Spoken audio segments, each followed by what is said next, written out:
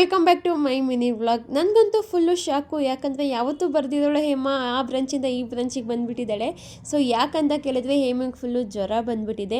ನೆನ್ನೆ ತಾನೇ ನ್ಯೂ ಇಯರ್ಗೆ ಫುಲ್ಲು ಮಿಂಚ್ತಾ ಇದ್ಲು, ಹೊಸ ಬಟ್ಟೆ ಹಾಕ್ಕೊಂಡು ಇನ್ಸ್ಟಾಗ್ರಾಮ್ನೆಲ್ಲ ಪೋಸ್ಟ್ ಮಾಡಿಕೊಂಡು.